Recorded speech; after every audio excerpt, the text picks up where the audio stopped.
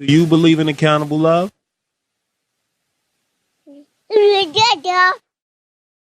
Welcome to Accountable Love, home of the Love Snobs, where love is a group journey. My name is Jerry. My name's Aziz. And today we have a special guest, Allwynter. Home of the LoveSnobs. We are all searching for stability. We are all looking for absolutes in humanity, but there are no absolutes. There's only accountable love, a love that says when you pick a partner and friend, they will show up with their daily best and you will give them your all as well. We all deserve love at its highest form, so the Love Snobs are here to tell you, you deserve everything. You deserve a high clap. Love Snobs, Love Snobs. Okay, so, the first person we're going to start this off, the first question we're going to start this off with is, our question. What does accountable love mean to you? Okay, so I thought about this since the last time you asked me that question. And I don't know if I'm even more solid in my answer right away, right? Accountable love is definitely a love where you show up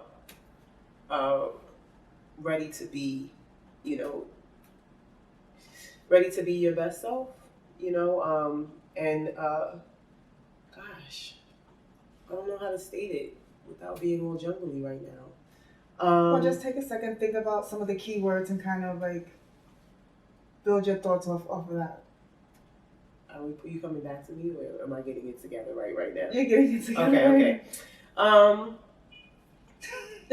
There's no right answer. What does it mean? When we say to you, say what it comes means to mind? Me, what it means to me is basically just being willing to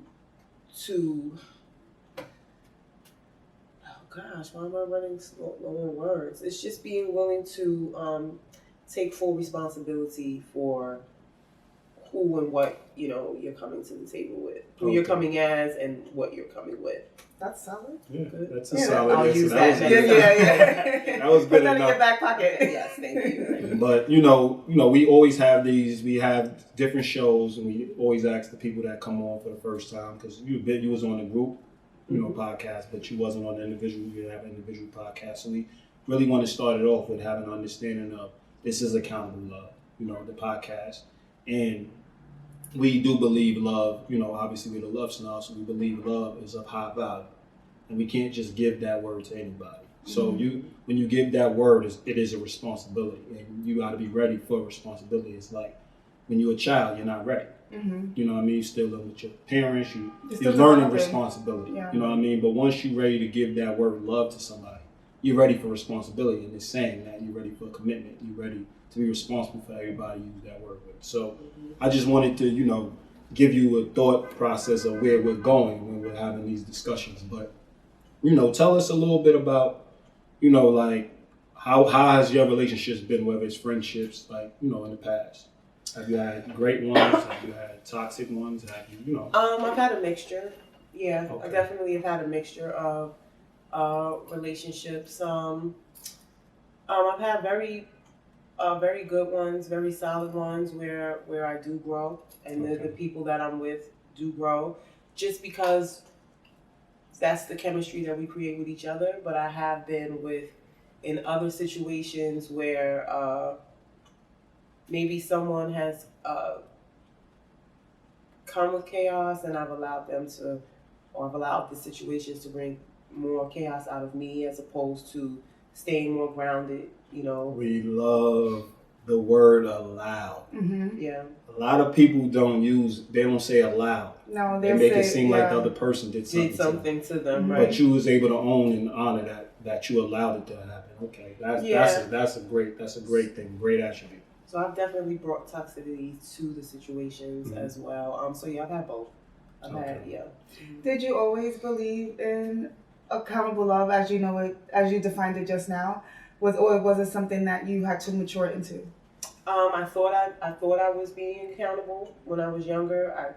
But as I became older and wiser, I realized where I wasn't, and before there was a time where it was like, yeah, I was dead ass like those shits didn't go right because of them, you know. And even if you are the lesser of the toxic ones, if you're engaging even a little bit, you're at fault. Yeah, of course. You have to You know? take responsibility. Yeah. Now, I want to dial back to the to one of your answers. Like when you say grow, like to like people, you know, in relationships you grew. What does that mean to you? Like when you're mentioning grow?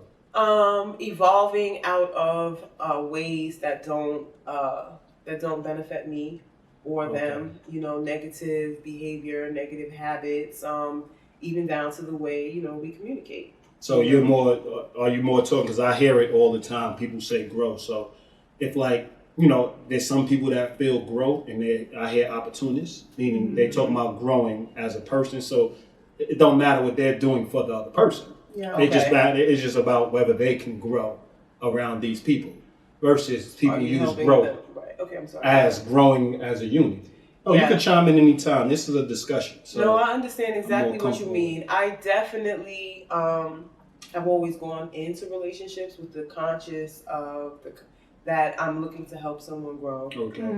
And I'm looking for you to help me grow as well. So the growth is to merge. It's to merge, and coming out of a situation, or if we're staying even within the situation, just becoming wiser, becoming more of a solid person, especially in those younger years when you're maybe not so solid. You know, you're just gathering information still, and so that's it. Because I think we're big. We have to get, you know, we have to really fine tune our ability to be effective communicators, and that's being clear on what terms are being used. You know what I mean? Because like when it can go either way, it's harder for a person to understand the message a person's relaying. So when I'm talking to a person, because I knew what you meant, obviously.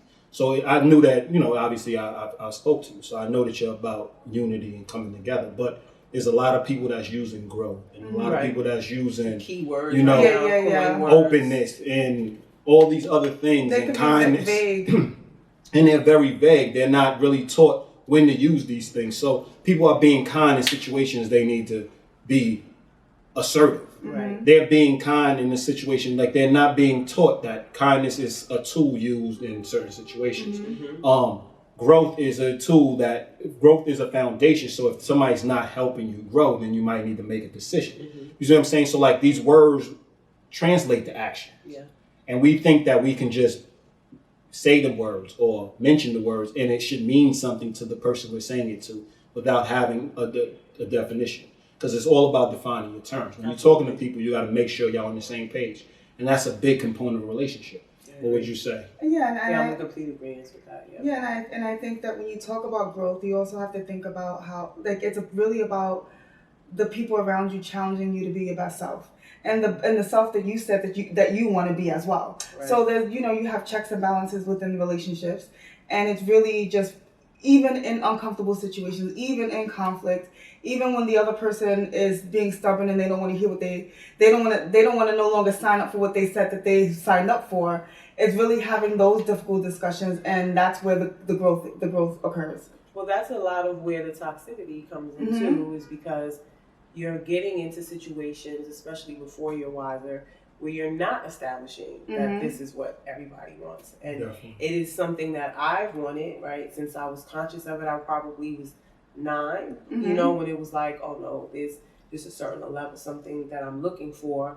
So I was always thirsty to grow in situations. What am I going to gain from this, you know, to grow? But then when you try to give it back, you know, because someone maybe is helping you grow and you're like, oh, I want to give this back to you. And they're looking at you like, nobody fucking asked you for that. You know what I'm saying? So mind your business. and that's where, and the fact that you even try to stay in that is a toxic. And bouncing off of that, you need to look at it like seeds grow, flowers grow, plants grow, but weeds grow. Right. And weeds grow around. That's a good analogy. You see, weeds grow all around. They grow outward. So they infect everything around them, right? So I'm thinking growth is more of a focus. So you're not growing, taking in 27 different ways to do 27 different things. There's just a lot of information. You have a lot of information. But growth is when you have a narrow focus and you're actually growing upward together as a unit. Yes. So I think a lot of people are looking at growth and they're just, oh, well, as long as I can get along with this person and get along with this person and get along with this person and get along, how are you growing a relationship doing that? Yeah. Because who are you? Yeah. How could you get along with 27 different people that don't even get along with each other? Yeah. So that's a lot of things. So like when we use words, we got to be clear on why we're using them as a whole. You know what I mean? So like we're defining our terms. So when you, let's say you enter a first date, you know, I'm getting going there. Let's say you enter a first date and you're sitting across from somebody. What's the important things you want to know? I want to know your vision for your life. Okay. That's usually one of the first things, you know. Well, like the 5-year plan. No, I don't. What's know. the vision? Yeah, what's the vision? Just where you see, like, I want to know where you are now. Okay. You know, I want to know where you at now? In Spiritually, terms of financially. yeah, mentally, you know, spiritually, yeah, financially, and then where do you want to be? Where do you see yourself? It doesn't have to be 5 years. You know, that's a whole nother show. But you know, 5 years is a long time to be. You know, we could plan. You know, but a year is good for me. You know, that's attainable. 360 days from now. What do you see? You know, I'm definitely looking to see where our foundation is the same. If our mindsets are the same or, you know, very similar. What do you base your everyday life on? What are the rules that you govern yourself with? Okay, definitely. You know, yeah. So you're more driven towards the principles they have. Absolutely, You know what I mean? because so much more can come from your principles. Our principles being aligned could give us everything else. You know, definitely. It definitely is the foundation. Like how you build your house, all the houses look different, but you want your house to be stable. Yeah. So you build it on a strong foundation, and we do agree. Principles is the start. When you talk about a person's vision, why are you asking that question? Because I know that a person with a vision is driven in a way that a person without a vision isn't. I've found that a person without vision is more toxic, you know, can be more toxic. We don't relate usually the same. There winds up being, if they're not admiring me and wanting to know, how do you know, what is that? What is vision? Or what? Oh, I like that. I want to do that for myself. If that's not happening, it turns out being some type of a rivalry. Like resentment? Yeah, resentment resentment. winds up happening. Yeah, so I want to know that you have the strength to envision for yourself. Well, I was gonna touch on that because I was thinking that a lot of people there's some people that may not necessarily have a vision because they're insecure. Mm-hmm. Right, so they're not thinking ahead because they don't see themselves in a certain position because of where they are and how they view themselves and what they believe about themselves. And although I don't think every insecure person or a person with insecurities is necessarily toxic, but at the same time, I think that if it's a hindrance, it can be toxic. No, absolutely can be, and I don't want anything to do with that. Like when I know what I want. So you want somebody for myself. So the vision question is to make sure that the person is secure. Yeah. And it's just knowing that they have a vision. Because what if they're like, I want to be a stay-at-home dad? What's your vision for that? What's are we your vision for homeschooling? You know, are we homeschooling? So it leads to other questions. You just want to ask it. You want to have a clear understanding of the direction. Yeah. And there's no set. I just want to be clear because I knew that you also, you know, you were saying that you just want to understand the vision, but we need to be clear. Like, this is the situation. I don't care what your vision is. I want to understand what your vision is. I want to understand it. And then can I back it? Definitely. You know what I mean? Yeah. Is it something I can believe in? You know, am I excited when you tell it to me? Because I know if you're going to be with me, in order for you to get to your vision successfully, I need to be excited about it too. I don't want to be that person that's like, I'm going to show her and I'm the one that you're laying with, you know, every night. I should be like, tell me what you did today. And the smallest shit should make me excited for you because. But it shouldn't be resentful. Yeah. Like if you're dating a guy who wants to be a stay-at-home dad who doesn't homeschool the kids because his kids go to school, but you're coming home from work and you're looking at him super shady because he's home. Like it's one of those things that he looks all relaxed. He all looks all relaxed and shit. Yeah. Relaxed on the couch, you side-eyed him, but he told you his vision was to be a stay-at-home dad. But we already know, if I'm not with that, because I'm actually not all the way not for that, right? If that happened to be his vision, but you're going to be doing the things that I would do if I was, no, I take that back because that's not my vision, right? This is your vision.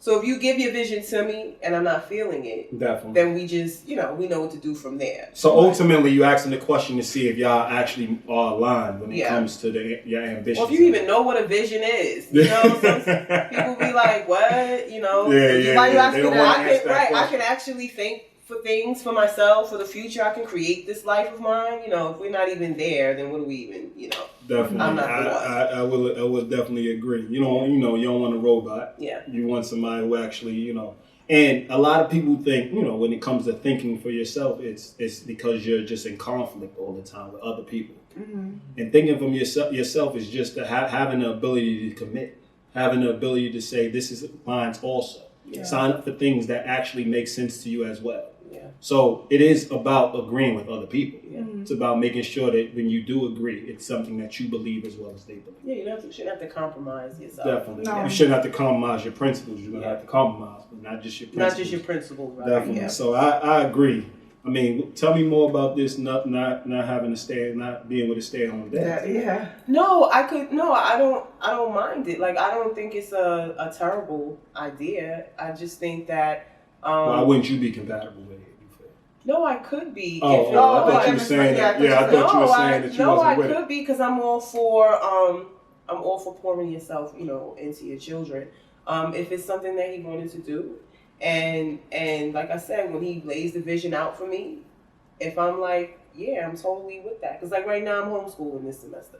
Okay. You know what I'm saying? So what we do with the kids is a big deal for me. Okay. So if one parent is willing to stay home and make sure that our kids get nurtured properly, I have no problem going out and bringing the money home to make the home run right. If this man is for that, Definitely. you don't want to get into the, he's like, I'm with it, and then he like, you got me home playing fucking mom and shit, now we going through this, and it's like, but you said, or he's feeling some type of way because he got to ask you for money. You know what I mean? But we'll try to put all of that where it's like, look, okay, I put $10,000 in your account every month. You don't have to ask me. So $10,000. You making that? Yeah, honey, we vision it. We envision it. You making $10,000 and he's home taking care of our baby. But that's the only way. That's the only way he's gonna be able to stay home. No, listen. She's not just making $10,000 a month. She's getting $10,000 of allowance. I'm giving it to him. You might have sold me. You might have sold me. Shoot, I like to pride myself on not being a person that chase money, but hey. Home with the kids. You making dinner? All right, You're gonna get all kinds of stuff. He's getting your dry cleaning. But yeah, going to the kids. What would your belief be with that? Because now you have a child. You have a child, so introducing, somebody new to a child. Oh, how do I feel about that? Yeah. Like, how do I? Oh. How do you go about it? Gosh, it's a very touchy thing. I dive in. I see what I'm dealing with. You dive in which way? What do you mean? In terms of conversation, like I really just take that time to figure out, who I'm dealing with. Okay. I definitely don't. I've gotten advice, from even my elders, both ways, in terms of how soon I should introduce, someone to my child. But I go off my gut, for that. I've never introduced him to someone like in the first 2 weeks, stuff like that. Actually, no, I take that back. Because my current boyfriend actually wound up being in the mix maybe about 6 weeks in because his birthday hit. And he helped me, with his birthday. Okay, that wound up. It's a nice little way. Yeah, that was that's a way to introduce. But so that just happened from there. But because on a real tip, I'm trying to see if I'm dealing with somebody who likes kids. Definitely. Too, on the low. I'm listening for key, what's going on, so it takes a while, but I try to get to know the person as deep as I feel like I can, and then introduce. I don't take. I haven't, since I've not been with his dad, it's only been 2 men, and so I don't. I don't take a long, long time though, because I don't want my feelings to get all wrapped up, and I still don't know how you operate with my kid. Definitely. So I'll get to a comfortable spot, and then the introduce happens, and then we'll see, where it goes from there, and I pay attention. Well, I'm curious. You said that you consulted your elders. Yeah. What was their timeline? Some people tell me right away. Mm-hmm. I've had my aunt, which she is like my one of my immediate go-tos, as far as my elders. If it's not my mom, she's my mom's sister. Yeah, she says it should happen right away, because right away we need to know, if they're compatible, as well. A woman after my own. Yeah, I agree. Yeah. I agree with the same. I agree with the same thing. Yeah. No, we'll discuss, and then excuse me, and then I've had another. Well, she's kind of like adopted into the family. You know how that goes with us. Yeah, and she gave me the advice of like 6 months to a year, and that sounded like it was like I have a whole relationship with somebody without knowing if my kid even likes you, you know, or you even compatible, or if you're compatible, right? And then now I got to cut you off a year later, all of that messiness. So, so those are the two different spectrums that I've gotten, but. The reason why we typically, we have discussed this on the show, but the reason why we typically say it's important to introduce the person right away is because who you are with that person gets very comfortable with the one-on-one. Yes. And it builds a fantasy world versus actually showing them what they're getting into. Yes. You know what I mean? We're not saying where the introduction has to happen in the house, but it could happen on a play date. And we're not saying that homeboy got to be spending the night. Definitely, it should be incorporated so he knows what he's getting into. You know what I mean? No, Part 2 is I agree. A lot of people don't really understand that their children are a part of a relationship. Yes. So when mommy is ready to date, you need to start having discussions with your kids about, or daddy's ready to date. You need to start having a discussion with your kids about, I'm ready to date. Yeah. So now they have an understanding of the process. No, you're right. I might be introduced. I might be meeting different people. Some of them aren't coming to meet y'all because, they obviously didn't make the grade, and I hold y'all in high value. So I want y'all to have somebody that's a high value or a role model around y'all. If the person has it, already has a father figure, or he already has a mother involved, then, you understand, like, we're going to add on good character, because we don't want to break the cycle. You know what I mean? We want y'all to be raised around people who actually make sense. Obviously, we strongly believe in the village mentality, and nothing should stop your romance. You know what I mean? And it just adds to a person. Like, if 2 people don't get along, they split up, they're divorced, or whatever happens. It could be a one-night stand that went crazy, and 9 months later, you're just not, together.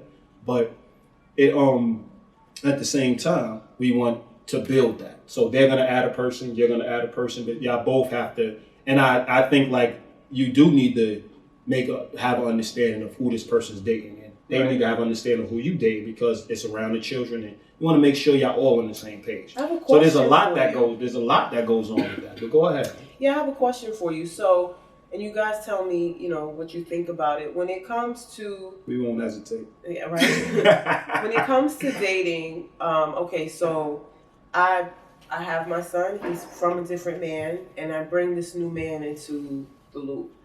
Do you find do you think it's toxic or non-toxic to express to my son that regardless as to what happens with myself and this gentleman, whether we wind up taking it all the way and we wind up being a complete family, or it just doesn't work out and,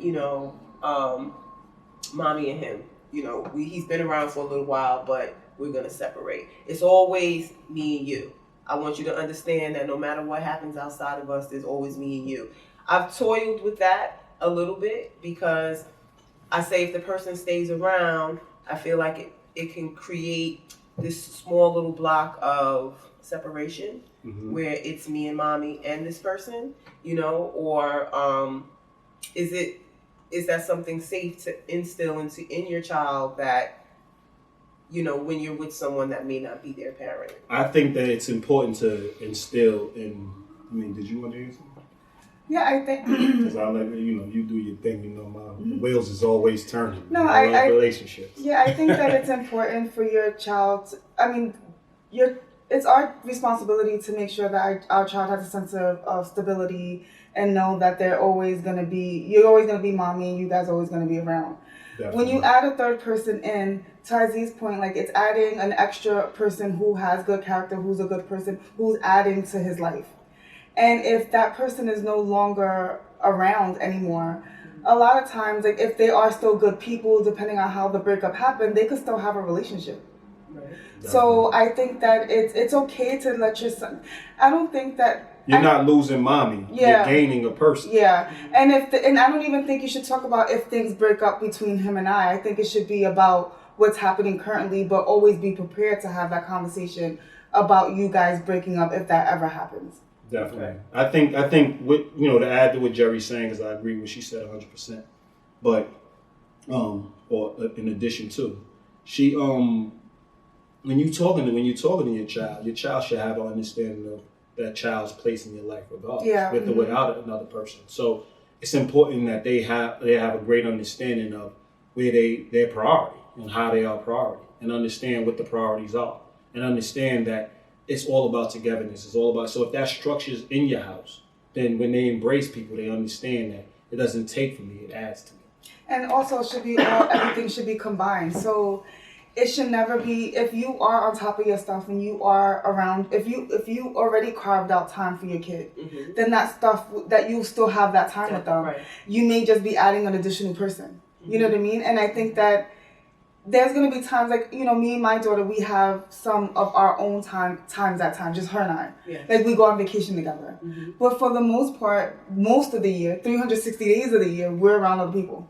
Yeah, so, when you are a good parent, you realize that, parenting is about balancing. So your kids shouldn't be everything, right? But they shouldn't be nothing either. So they need to understand that you need adult time, that you need time to, to connect with other people, to connect with a person that you want to be a significant other, and then you have the relationship you have with them. And then you bring everything together. So I think that if your child understands that, then I think that there would be no issues, resentments, or, damn, mommy, like, you going on vacation with so-and-so again, what about me? You know what I mean? And although, like, kids are kids, and they may not be able to articulate things a certain way, and they may, jealousy is a natural emotion. It's just how you deal with it, right? With their own parents. So it's just redirecting them and talking to them and keeping them and being transparent. I think that's the best thing you can do for a parent that's dating. Definitely. Well, I asked too, because even when it comes, it at first it was like somewhat of a guilt thing. Yeah. Because having to even explain why I had to leave his dad. You know what I'm saying? And it's like, when they get to this place, it's like, what happened? And you got to be honest. I definitely was honest, and the basis of that honesty was, I have to make sure we stay okay. Definitely. You know what I mean? And if we are you are in danger in any time and space, I have to remove us from that to make sure that we're okay. So that kind of created this me-you thing. Definitely. And then the rest of, everybody else kind of comes into what we got, and then you figure out how to balance that, because that could be very unhealthy as well. I think that's just another discussion you need to have. Like, I believe the only person that's really dedicated to you for, that's intertwined with you 100% is your partner. Yeah. They dedicate, and they're saying they're going to spend time with you, and it's you that they're focused on. So you're supposed to be their top priority. It's supposed to be yours. Your kids get older, so they might have a time where your child is a higher priority because they need you at that particular moment to be all in. But your partner and you need to agree that y'all need to focus on the children. So it's still, your partner is still the high priority. Absolutely. Y'all just come together and discuss it, and then y'all move on. So I think once you have an overall discussion about priorities and what's important and why we identify it this way, because let's say a person looks at it like we're heading a household and we need to be on the same page so we can nurture our children. So it's actually, that's why you're the number one, because I need you as my partner so we can now make everything good. Yes. You get what I'm saying? So I think that's where it's very important to have that discussion. But, based on priorities and all that, let's segue into like friends. What would be the difference between a friend and a partner? Well, I guess right off the top, the initial difference would be the level of intimacy within the household itself. Okay. A friend kind of, stops by, sits for a few hours with us. We may eat, and they may go home. I'm still looking for some of the same things. Okay. I'm still looking for this to be a positive figure. I'm still looking for what we're offering to each other. But your partner doesn't go home necessarily at the end of the night. Everybody's seeing everybody in each other's underwear. We're passing each other on the way to the bathroom, in the kitchen, stuff like that. So now we're bringing someone into our Shangri-La, like this is our private space where we get away from the world and we come to be, completely at peace. So now we're bringing this other person, where the friend kind of comes and goes. There's still some guidelines that I believe a friend, holds as far as bringing people in, but it's just a level of intimacy that doesn't happen, with a regular friend. Okay. I can see that's big. That's big because a lot of people look at friends as not a part of the actual building of a relationship, and we always explain that it's like one big loop, and everybody plays their role. So though your friend, though your partner is your highest priority, your friends are close. Like we did this survey. Well, I did the survey on my pages before Accountable Love about putting your friends, your children, your family, and that's priority. your partner. And you God, prioritize I think, them. or spirituality or something like that? No. You keep saying this. It was. No, it wasn't. It was just Can we do your. a slave coupon? Listen, we could. Okay, forget it now. No, we could. You know what I mean? Don't forget it now. So it was the friend. It was friend, partner, children, and family member. It was actually parents. Okay. So we asked people to, and it was a lot of comment. It was throughout the days you commented, and we had certain understandings, and a lot of people found it funny that I put my partner and then I put my friend. And everybody's like, yo, not your. They like, no, they like, yo, what's going on with your children? Your parents raised you. Family come first. So there was a lot of discussion about it, and it was a great discussion because I got to see how a lot of people view things. But I was telling them my partner owes me, like we owe each other's lives. We walk through life together. Yeah. Our friends, when they're going to be the people who hold us down, the support that's going to allow our partnership to take shape. They're going to support us because we're going to need an outside voice at times. We're going to need a voice of reason. We're going to need a mediator. We're going to need people that understand our relationship inside out, that bring us closer together.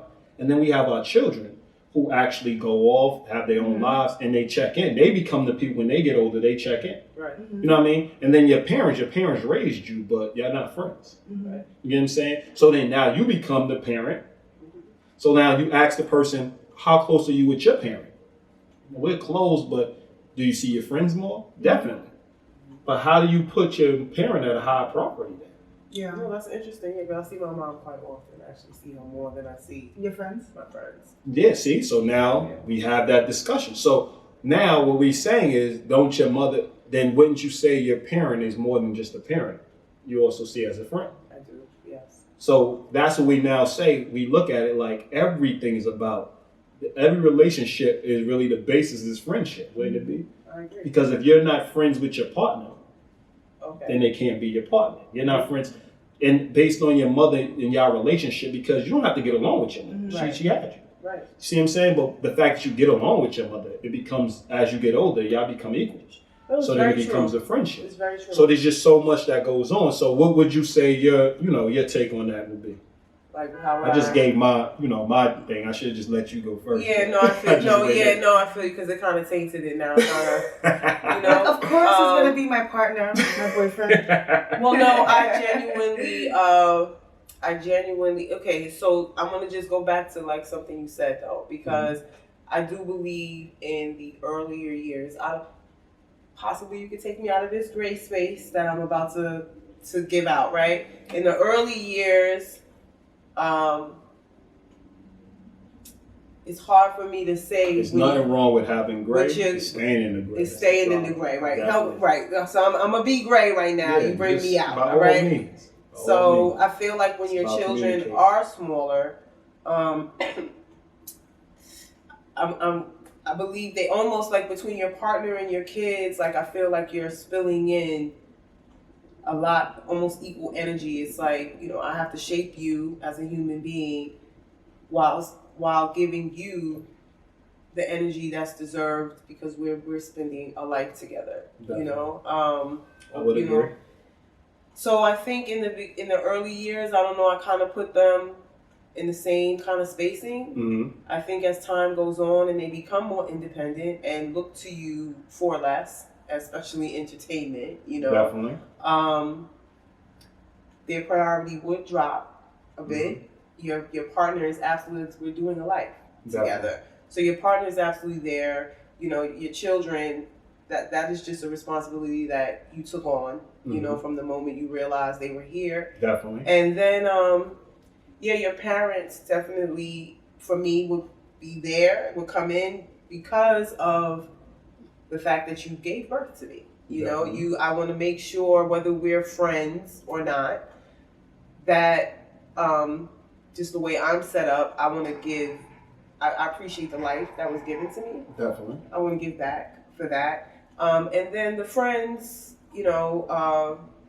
friends are here, and it's not because it's a willy-nilly, it's because we had to prioritize, so I would put the friends at the bottom part. And then I put friends at the bottom. You want to give your mother credit for giving you birth? Yeah, I appreciate, and like on a deep level, I appreciate being here and just for how she put me together, because when we do go out and because we do compare ourselves, I'm sometimes like, oh, okay, she really hooked me up because some people is out here just out here being crazy, and she gave me a very solid foundation, to stand on, and I'm appreciative because I could be out here being one of those crazy people, right? And then the friends are great, as long as everybody stays within a growing space. Mm-hmm. That's wonderful. Well, that's everybody though. Yeah, that's what you're right. No, you're right. Everybody. So you're assuming everybody's. We're assuming that we all stay up to par. Yeah, everybody's on point. But when Aziz posted that on his post, my initial answer was children first, partner, friend, then parents. But I do think that when you, like you said, the partner and children spill over. It should be partner first, children, and when your children certain age, they do need a level of attention. But as a parent, especially as a mom, because I don't really see most dads do it, so you can correct me if I'm wrong. But most mothers, they put all their energy into their children, and they don't have nothing left for anybody else. And they don't want to have sex, and they don't want to be intimate. They don't want to take care of the way they look, and they don't. There's all these. So, and then the relationship suffers, and they no longer feel attractive, and their partner doesn't want to. They're not attracted to them because they're not the person that they signed up for, and all this other stuff. So I think that is important, especially as a woman, to remember what you signed up for and kind of try to stay the course. Even though I know that, there's postpartum is a real thing. Well, let's be for real, man. And I was going to say, men do it too. I was just going to say I'm like at least for the 30 pounds bigger than I was when I was playing basketball. So for the men who are involved, with the really involved men, I've absolutely seen men just let themselves go. Yeah, but they let themselves go. But do you ever not want to? You can still do a little something. But do you ever I'm not saying you did it. But do you ever not want to have sex? Do you never ever want to Well, I'm not having sex. No, okay. I'm just well, maybe not you. Hate fathers out there, I guess. Like it's like yeah, you can get the pot belly, and yeah, you can may not. You may be scruffy, but do they lose their sex drive like a woman? They do, because a lot of it's, and like I said, it depends on which man, what type of man you're dealing with. They get tired of sleeping with the same woman. Not even just see. You better believe that. No, you better just believe that. Being tired of sleeping with the same woman. Just saying like being tired of being a No, parent. but I'm saying from being a parent. Yeah, just being. No, the reason I said that, you said losing their sex drive. So I'm like, they're losing their sex drive. No, they lose their sex drive because they are so caught up in their children. Tired. I think that they lose their sex drive because they're so caught. Because when you see the woman doing that, when you see them really doing that, is because that I don't believe that they're getting the proper support from the men. I don't believe that they really, and maybe they didn't know to ask for the proper support, but if you're co-parenting and you truly live up to that word co-parenting, I think y'all take turns parenting, so y'all got equal duties. But it has to be a discussion. No, I know, but I think y'all take equal duties on that, unless the person said that this is what my primary job is, and the person said this is my primary job. But if I would say that a man that is constantly working to support his family may lose his sex drive. He'll fall asleep halfway on the couch watching a game. So you know that, y'all tend to have more energy later on in life than men. So therefore, the sex drive, just based on falling, he might want to have sex, but just based on the fact that he's tired or fatigued from working, that can be the case. If y'all share jobs, like you work, he works, but y'all both taking care of the kids equally, y'all really have to schedule time for one another. Yeah. So it all becomes, it's not as spontaneous. It all becomes a time where you're like, I'm heavily invested in you, and we got to set a schedule because we have children now. We have different responsibilities that we didn't have when we first started. And we knew we wanted these things. So when we wanted a child, we knew that this may be, our relationship may shift into a different type of relationship, but we got to maintain the romance. So to answer your question, men, for other reasons, I'm not necessarily saying they're losing their sex drive, but they don't have sex for a while also, and they will forget about it for a while also, based on the fact that they are very busy and they're dedicated to their family in the same way.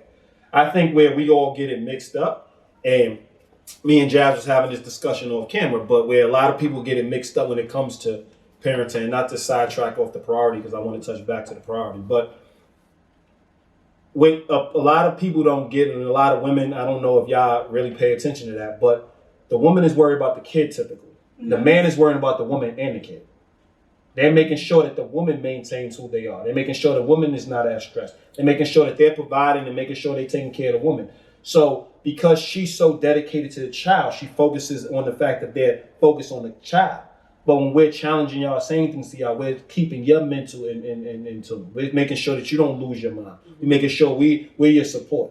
You know what I'm saying? Because it's all about support and it's a give and take. So I was like, do you not see the whole time, like when you're waking up sad or you're waking up sluggish or you're waking up, that affects a man that loves you. Absolutely. You see what I'm saying? So he's working overtime trying to keep you going. And if you're not showing that you ever going to snap out of it, it causes friction because they're so invested in your happiness that they lose track of what's going on. Mm-hmm. So that's a lot of the times when it breaks up relationships and things of that nature. Like me and Jazz are co-parenting as friends, right? But we talk about that and we go through it as friends and spending time together and hanging with each other and actually maintaining a friendship. Right. So, and it's like, I'm always worried about your well-being because you have a lot going on. And in doing that, I'm always vested in the fact that I want you to be the best you can be. But that's man and woman stuff. Let's focus on But you made a key point because it's knowing even though that you are needing to maintain something. Definitely. Like a lot of times, I feel like what we're talking about that couples go through, it shouldn't really happen past the first kid. Definitely. I think after the first kid, we should, if we're invested in each other, we should be able to figure out that, okay, this is how it worked with baby number one. So before we pop out baby number two, or okay, baby number two is on the way now, so we don't go through the shit we went through with the first kid. Now we have something to gauge it off of. So support me better here. I'll support you because a lot of times, and have the discussion. Having a son makes me more aware, clearly, to more male side, stuff that happens to do with men because a lot of women don't pay attention to a man anymore once the baby comes. They just expect you to just know, I'm just invested in this kid. And it goes back to what we said, you know, this is a lifetime partnership. So while, yes, this man should understand, we had this baby. Definitely. You carried it, yes, but Both you chicks, didn't both just have male a baby. and woman. We had this baby, so I'm, you know, as a man, he's going through his shit with a brand new baby, and some of it might be a little different. Mm-hmm. Then my wife can't pay me as much attention. You know, she gets to breastfeed the baby, and she's spending more time. Am I even gonna bond with the baby the same? You know what I'm She saying? gets to Like, dictate she when the gets to baby's write schedule is. all She of gets that to stuff. dictate when she's doing But that whatever. shit is not bothering us, because we're the leaders of that part. Definitely. Yeah, But and we're not even and we're thinking. doing what we want. But I think like you made a good point, and I think you're not the average man, obviously. So I think the conversations that you have with Jasmine and the things that you do bring up is things that most men Don't bring up. They don't bring up, or until it's too late. Until things are like out of control. They have a level of resentment, and you know. So you bring up things. You deal with things head on. You pay attention to things that make sense. And yeah, you're right. Most women, they're gonna take care of the child and worry about the child, and not even think twice about the man that's involved. And what emotionally he may but be going yet through. they're stressed out because they're thinking about the child, and they decided They to thinking about breastfeed, the and they woman decided and to they thinking about the woman and the child, the woman's Yeah. well-being. Because after you breastfeed, you're tired. And So like, cause you're having the child, Yeah. you're carrying the child. We're carrying you. Yeah. And a lot of times, Because after a certain stage in your pregnancy, you're handicapped. Yeah. No, it's true. And there's a lot of extra labor. I mean, there's a lot of extra work we have to put in. There's a lot of working and then coming home, and then there's a second shift. Yeah. You see what I'm saying? So like, you have to understand that if you're really vested, it's both people vested, and you have to look. And I think that's the key thing we can give to anybody. You always have to look through your partner's eyes. Yes. Everybody talks about, like, a lot of people mix sympathy and empathy up. They mix it up. Empathy is literally putting yourself in the other person's position, not feeling bad for them, but watching where they're coming from, so you can now evaluate something where y'all both can succeed. Absolutely. You're not catering to them. You're not feeling bad for them. You're not pitying them. If they need to step up, you're telling them, I seen it from your point of view. You still need to step up. Yeah. It's empathy. It's putting yourself in trying to put yourself in their shoes, listening to what they have to say, looking at the world through their eyes, and actually making a decision Care based enough on too, it. though. Definitely. You have to start off by caring enough to be like. But a lot of people think sympathy is caring. Caring, yeah. Oh, I feel bad for them. Yeah. Oh my God, they did this. Oh, don't talk to her like that. Don't do this. And it's two people. Yeah. That's frustrated. Yeah. We don't have to create one person being the weakest sex or the stronger person. We don't have to do that. Everybody's expressing themselves the way that they know how to express themselves. And it's about getting through it. And the best way to get through it is, I see you carry the child. Right. I see you going through it. I see that you can barely get up. You can't see your feet. You're peeing on yourself here and there. Yeah. I see all that. I'm not going to stop loving you because all of this occurs. Right. I know Shorty down the block got a fat behind. I know, but she's going to get pregnant too by then. Right. And You know she's what I not mean? gonna retire. And I'm like, yo, listen, I'm here. And that's the point. That's the point we need to be clear on. Like, I'm here at this present time, at this present moment with you. So understand, look at it from my eyes, because you don't weigh what you once weighed. You have a kid in you. And I'm carrying the load. I walk out this house carrying the load. I walk out this house, understand that there may be a call any second, and I'll only half-ass my work because I'm worried about my child and worried about all those things. I want to be at every appointment, but I gotta miss some appointments to make sure I keep us getting paid. Right. You know what I mean? And I want to be invested fully. So there's a lot of things, and I would say a lot of men don't communicate, and they're not courageous because they believe that it's just a woman and they get the vent, and we can't have the discussion with them. I don't believe that. I believe you actually have the discussion and you fight it out, or do whatever you have to do to fight for your relationship and make sure y'all get back on the same page. Because having kids is not easy. It's difficult. And there's just one part that I think a lot of women miss. I think a lot of even men who are not all the way in tune with themselves miss, is that you have this woman, she has this baby, and really a lot of men feel like this baby is tied to her. Mm-hmm. Am I showing up good enough that she won't leave with this person that she created with me? You know, she carries, right? They've got this whole different scenario going on, and I'm here, right? But am I enough? Am I being enough? Definitely. At any point, is she going to be like, you know what, you're not enough, and now me and the prize is leaving? You know what I'm saying? So it's just that back to the empathy. Let me think about this. This man watched me carry, watched me give birth, watched me breastfeed, everything, and he's over to the side trying to hold us down. Could you imagine the fears, not that you should stay in a fearful place, but the fears that can come from not even all the fears, foot massages is gone. All the, you got to look at that. All the extra care. All the, you got to share time with your child. Yeah. But the thing is, it's not her child. It's not his child. It's our child. And until you understand that, that's what. And this is a great segue back to the priority. Yes. Because I'm saying the only person that's affected, and what I was saying, why the man comes first. We're not talking about the priorities don't change at times. The only thing that's consistent, when I ask questions, I ask them, they're very ambiguous on purpose because I want to really understand where you come from. But when you really look at it, the only consistent person that doesn't really shift too much is your partner, unless they're not with you anymore. Anybody that's there with you, they don't shift because they're going through your parents maybe passing away, your parents having cancer, they're going through every stage. Y'all having a child together. Y'all having to cope with having that child together. They're going through every last stage with every last human being on your list. Right. So that's why they're priority. Right. There's no way your child is going through the same things your partner is going through. Right. So they're a priority. So that's why they're number one priority, because you're going through all of this together as a unit.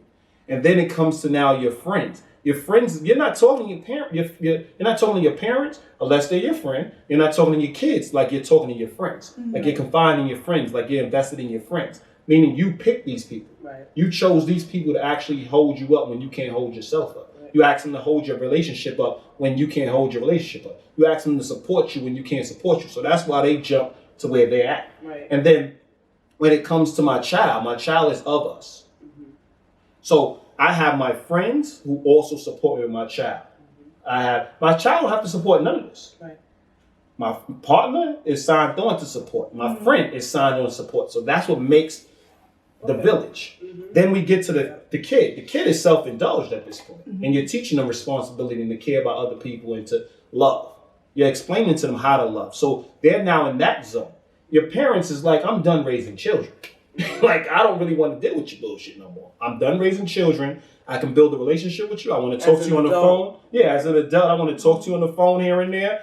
But at this point, they're like, you have this friend, you have this partner that should be taking care of you. I just want a vacation. I want to come into your house and I want to be the grandmother. I want to be I want some special treatment. I want special treatment. I'm only here for a little while and I'm bouncing. So give me all of you when I'm there, and then I'll leave. So I'm saying now on that end, we're now talking about, and then you mentioned a parent gave me birth. There's a lot of people that gave you birth but didn't accept the responsibility of that birth. Yeah. Right. You're right. So at the same time, you have to think about that. It's not just because you gave me life. Right. That's not good enough. Of it. She was responsible for the life she gave me. Yeah, you brought me in this world and left me to deal with this world alone, which is worse. Right. But also too, like it's a responsibility, and I think it's a parent's job. Like, yes, they brought you in this world, and so I always tell my daughter, whenever we have our disagreements, that I never want to tell her that she should treat me a certain way because I'm a good parent. I'm supposed to be a good parent. Definitely. Right? And you're a good parent for your own vanity. Exactly. Yeah, exactly. I had her as my responsibility. It's my responsibility to take care of you. Right? You're a good kid. You do good in school. So that's what affords you the Jordans and the iPhone and whatever else you got going on. But the one thing that I had to explain to her is that there's a level of disrespect that I'm just not going to tolerate. So, and you are of a certain age where now we're working on a relationship. Yes. Yep. So now we have to decide, are we just going to be mother-daughter? Yes. Or are we going to work on a relationship that's going to take us beyond the mother and daughter as we get older? And that's that's the conversation I had to have with my daughter, because, yeah, she can say, I brought her into this world. She don't owe me shit. She said she's going to put me in a home. She may put me in a home. Aziz is going to be the only one who's going to be taken care of. Well, my ass is going to be in the fucking home. But the point is that, it's really about, she's of age. She's about to be 14. Okay. Now we're working on our relationship and what we want from each other, what type of relationship we want, and what we're both going to own and take it from there. I just had that conversation with my 11-year-old because he lied to me about something, and it was like son. Like, I don't do liars. Like, I have told you the truth about everything, whether it felt good or not. And in order for us to remain cool with each other, because I always tell them, I fuck with you as a human being. I really like who you are, you know. So in order for us to stay good, you can't lie to me. Because once you lie to me, I think you're a liar. I'm not really good with it. You're my son, and I still gotta love you and take care of you. But You don't have to love him. You'll be a liar. Well, you don't have to. I will love him, you know. But then you're a liar to me, and I don't want to look at you that way. We just talked about that. Like, if you, especially for a child, if you're lying, then we can't really give you the love of support that you may need. Because encourage you, we can't do anything. We can't give you feedback because we don't even know what's going on. Yeah. Definitely. And I explained to Camille that it's the daughter role is still a part of a unit. Yeah. It's still a responsibility. It's still a part of a unit. So you're in a place where just having the daughter honor is a responsibility. And within itself, yes. You were brought into this world without your permission, but now you're here. And do you want to be here? And do you want to stay here? And do you want to succeed here? And do you want to be the best you can be here? Because we're a part of that. There's a strong support. You have to explain these things to your kids, though, to give a sense of value. And so that they understand that they represent a whole village. Definitely. You cannot just leave this front door talking about it's about you. You're just going to be out here acting crazy. No, definitely. You represent a whole village. If you looking crazy, they like, well, what kind of village she came from? But but the one thing that I also tell Camille as well is we raised her in a village understanding. But maybe she doesn't believe in that. And that's okay. Like, that's okay too. So, because when she becomes of age and when she decides to have her own family and branch off, then she may want to do things by herself. But I want her to own her choices and let her know that, she has a whole village supporting her when she wants the latest kicks and she wants, the latest computers and, all these things. But understand that also comes on the flip side. We're gonna check you when you need to get checked. We're gonna challenge you on certain things. You might have to watch your little brother. You might have to that comes clean some dishes. You might have to go to the store. You might have to. You're gonna have to support. With that. Yeah. You're gonna have to support, and we're gonna teach you responsibility because responsibility is not for us. Responsibility starts within you because now when you go out without us, you need to understand how to be responsible and what it takes to be responsible. What it takes to be responsible is wanting something greater than yourself. Yes. So you have to now be responsible for not only representing you, but represent everybody that's connected to you. Yeah. And building friends that actually represent you, and having a partner that actually represents you, having a position at work that actually represents you. Yes. You have to have that, and that comes with the responsibility. So, we got to be clear. We do have to be clear with our children. But on that you note, have to teach them. Sorry, just real quick. The art of communication starts there. Yeah, just like when you were just saying, we get older and like some men or some women, they're not communicating certain things before they're starting families. A lot of it has to do with the fact that no one ever taught them how to communicate. Definitely. So yes, let's communicate with our kids early so that they can have accountable love. Definitely. I got on this set with two women, so we ended up talking about kids, but I do want everybody to really take in, everything Accountable Love stands for and really dissect it and see what we're trying to say. We're not saying just bounce on people. We're saying have the discussion, have every discussion you have to get on the same page, because that's the most important part. We like to thank Kimmy for, coming through. Allwynter, excuse me. Thank you. Allwynter, I apologize. Allwynter for coming through. I appreciate it. Thank you. Oh, I love it. Thank you guys for having me. Yes, we got to have you back. We definitely got to have you back. Yeah, I'm definitely here for it. All right, this is Accountable Love. Peace.